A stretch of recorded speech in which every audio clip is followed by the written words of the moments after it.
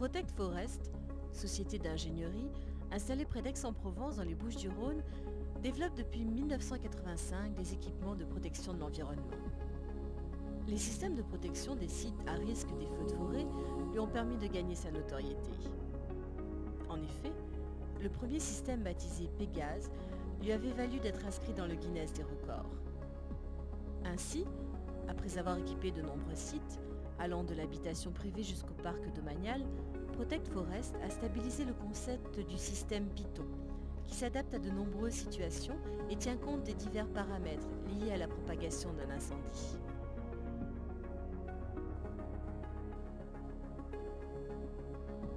Python génère dans la végétation des volumes à hygrométrie saturée.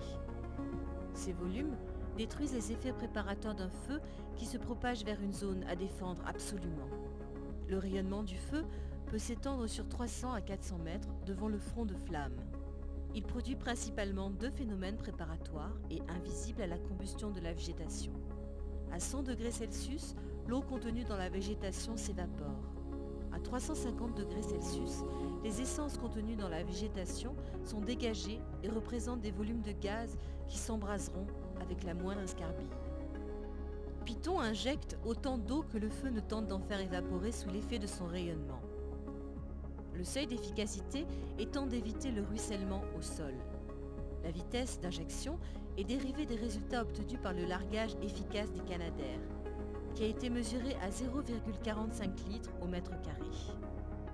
Python est un système d'aspersion télescopique ou semi-télescopique atteignant le couvert végétal afin de s'opposer au feu de cime.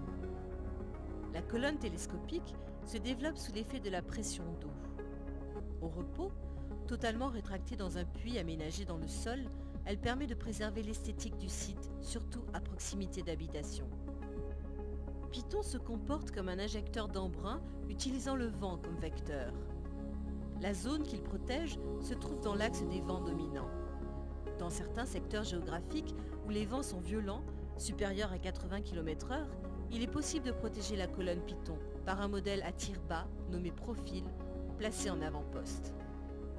Dans les grandes surfaces boisées, parcs, lotissements, centres de loisirs, zoos, il est nécessaire de créer des écrans en plaçant les colonnes Python en quinconce. L'écartement entre chaque colonne est calculé en fonction de l'ovalisation des projections produites par le vent. Suivant les débits possibles en eau de la source alimentant l'écran, il est souhaitable de soulever le plus grand nombre possible de colonnes Python pour produire un effet de masse imparable. Dans les reliefs accidentés, Python utilise l'aérologie locale pour améliorer son efficacité. Au pied d'une colline, Python se conjugue aux effets de cheminée qui accélèrent la vitesse des veines d'air pour augmenter sa portée.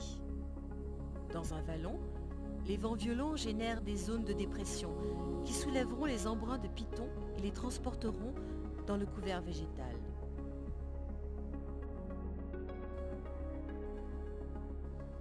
La gamme de Python se décline sur 60 modèles, suivant la hauteur atteinte, la surface couverte et le type de colonne utilisée. Il existe 3 types de colonnes s'adaptant au contexte humain et géographique. Les colonnes fixes, économiques et faciles à installer, restant au-dessus des frondaisons. Elles sont adaptées aux zones faiblement fréquentées. Les colonnes semi-télescopiques, s'intégrant au paysage et faciles à installer.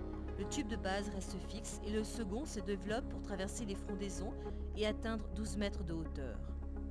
Elles sont adaptées aux espaces moyennement fréquentés. Les colonnes télescopiques, qui sont rétractées dans un puits aménagé dans le sol sur 6 mètres de profondeur. La colonne est invisible à l'arrêt et se développe sous l'effet de la pression pour atteindre 12 mètres. Elles sont adaptées aux zones fréquentées dont le cadre de vie prime avant tout.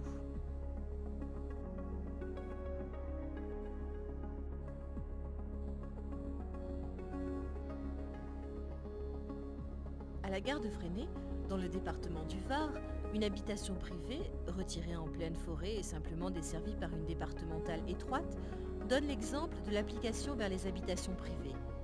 Cette pittoresque demeure dispose d'une piscine servant de réservoir de sécurité. Une pompe électrique, secourue par un groupe électrogène, alimente l'installation.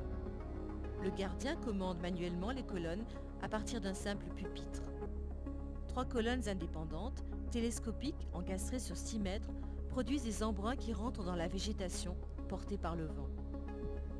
Chaque colonne débite 20 mètres cubes par heure et couvre 1800 mètres carrés.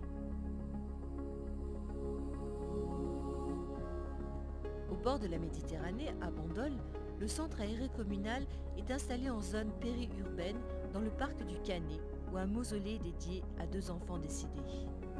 Ce centre aéré fait maintenant le bonheur de nombreux enfants de 3 à 15 ans, dont l'activité est répartie dans les habitations disséminées dans le parc. Ce parc, classé ERP, établissement recevant du public, dispose à l'origine des équipements réglementaires, extincteurs et bornes incendie utilisés en complément pour alimenter les systèmes. Le système de protection intégré au site comprend 4 colonnes télescopiques atteignant 10 mètres de hauteur. Elles sont installées en tir croisé sur chaque bâtiment. Chaque colonne débite 20 mètres cubes par heure et couvre 1800 mètres carrés. Le gardien dispose d'un pupitre semi-automatique comprenant un cycle d'aspersion, pilotant les colonnes 2 à 2 et d'une horloge déclenchant une aspersion de prévention en fin de journée.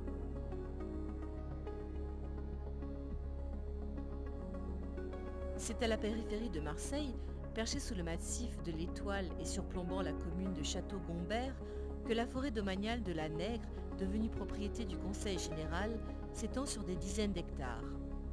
Une piste de DFCI, Défense des forêts contre les incendies, serpente dans les vallées qui ont vu les grands feux de 1999. En période estivale, ce domaine reçoit de nombreux promeneurs, mais les risques d'incendie sont tels que l'accès au public avait été interdit par la préfecture. Depuis, l'installation d'un écran de prévention a permis de rétablir cet accès au public.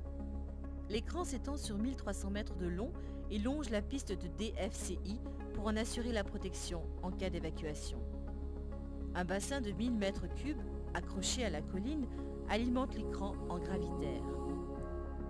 Le bassin est lui-même ravitaillé dans le fond de la vallée par une station de pompage électrique raccordée au canal de Provence qui dispose d'un piquage de 200 mm de diamètre.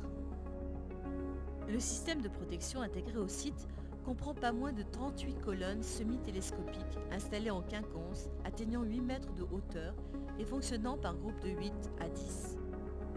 Chaque colonne débite 28 mètres cubes par heure et couvre 2400 mètres carrés.